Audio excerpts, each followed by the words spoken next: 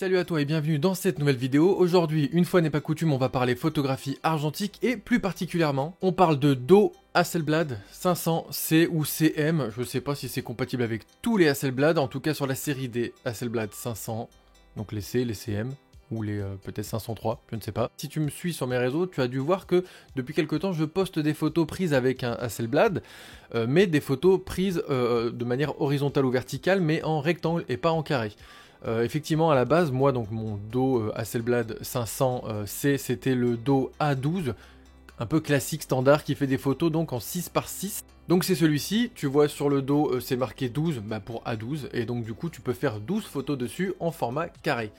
Sauf que ce petit dos m'a fait quelques petites couacs ces derniers temps, et du coup il y a eu de la feutrine qui s'est glissée juste au niveau ici de la languette métallique, et en gros en fait dans le joint il y a eu une feutrine qui s'est glissée, qui m'a ruiné quand même 2-3 pellicules, jusqu'à ce que je me rende compte qu'en fait la feutrine était glissée juste devant, et que quand je retirais la lamelle, donc du coup quand je retirais aussi la pellicule, je ne voyais pas la feutrine, donc je ne voyais pas d'où venait le problème. Jusqu'à ce que je me rende compte en tripotant un petit peu avec le dos vide, et du coup je me suis rendu compte que ce souci était là. Donc j'espère que le souci a été réglé, mais en attendant j'ai emprunté un Do Hasselblad A16. Donc le A16, pourquoi? Parce que tu peux faire 16 photos dessus. Physiquement il ressemble exactement au Do A12, sauf que sur le dessus c'est marqué A16 645. Pourquoi 645? Parce que ça fait des photos en 6 par 4,5, donc 6 c'est la largeur classique en fait du négatif, et 4,5 ça sera la hauteur qui sera plus petite.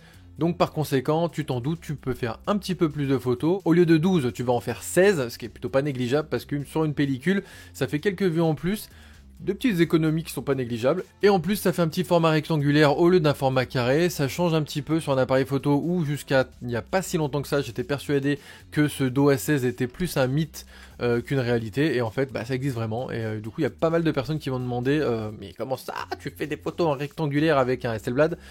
Eh bah oui, donc c'est possible avec celui-ci, avec ce dos. Je sais pas si c'est compatible avec tous les autres Hasselblad. Je sais par contre qu'il existe des adaptateurs pour shooter des pellicules 135 dans des boîtiers 120. Je sais que Argentique 2.0, donc Thomas, a fait une vidéo là-dessus où il présente justement le fait qu'il shoot une pellicule 35 dans un boîtier 120, donc c'est possible. Je sais aussi qu'il est possible d'adapter certains caches sur certains appareils photo, comme le Lubitel de chez Lomographie, où tu pouvais soit mettre des caches rectangulaires, soit mettre des caches carrées 6 par 6, ou des caches carrées 4 par 4, voilà, c'était possible de le faire. Du coup je sais pas s'il est possible d'avoir des dos interchangeables sur tous les boîtiers type Mamiya 645, type Mamiya RZ. En fait je sais pas s'il existe des dos avec d'autres formats, c'est peut-être possible. Je sais qu'il existe des dos Polaroid pour la plupart de ces boîtiers là, parce que à l'époque en studio on shootait du Polaroid pour faire les essais, et du coup forcément c'était une grosse cassette Polaroid, donc il est possible d'utiliser d'autres dos. Ici donc c'est un dos qui te permet de shooter 16 vues au lieu de 12 en format rectangulaire au lieu du format carré. Donc l'avantage c'est que bien sûr tu peux forcément faire plus de photos, donc c'est un avantage économique certain, parce que effectivement tu fais un petit peu plus de photos sur ta pellicule, c'est un petit peu plus agréable niveau financier. Je trouve aussi que le format change un peu, ça change un petit peu de ce qu'on voit d'habitude en fait pris avec un Hasselblad. Je trouve personnellement que le format rectangulaire apporte quelque chose en plus, un petit côté cinématographique que je n'obtiendrai pas tout le temps avec le format carré.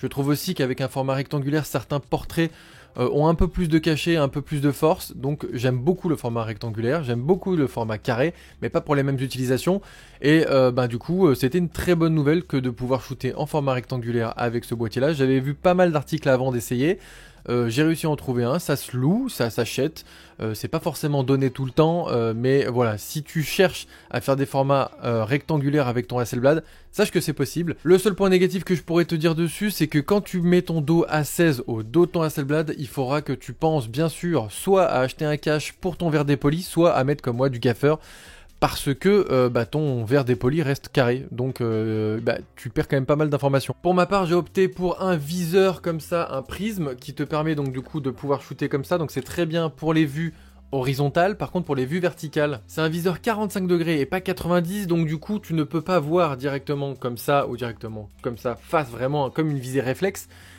Tu as une visée un peu de biais, donc c'est l'avantage, c'est que tu conserves quand même un petit peu des vues un petit peu plongées, comme tu pourrais avoir un viseur de poitrine comme il est vendu d'origine avec le Hasselblad. Par contre quand tu veux vraiment faire des vues verticales, donc du coup avec ton Do A16, et ben en fait t'es un peu limité, et c'est vachement bloquant je trouve. Je trouve que c'est un point assez négatif. Ça vient plus du viseur prisme, on est d'accord, que du dos, mais c'est un peu lié. Alors comme je te disais, il va falloir que tu mettes du gaffeur un petit peu en haut et en bas pour avoir un format rectangulaire. Bon là, moi j'ai vraiment mis ça un peu à la route, ça, il y a des caches aussi qui se vendent pour pouvoir le mettre. Alors après, je ne sais pas si quand tu mets un cache, tu peux ensuite mettre un viseur.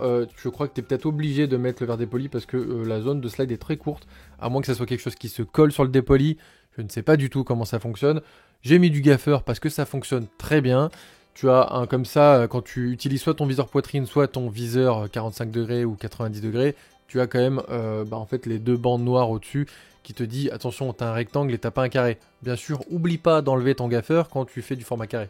Parce que sinon, c'est un peu raté quoi. Je te mets ici quelques photos que j'ai fait avec le format donc rectangulaire avec le dos à 16 et je te mettrai peut-être des photos prises avec le dos à 12 pour que tu vois un petit peu la différence entre le carré et le rectangle, bien que bon sur internet tu puisses trouver des photos carré et rectangle.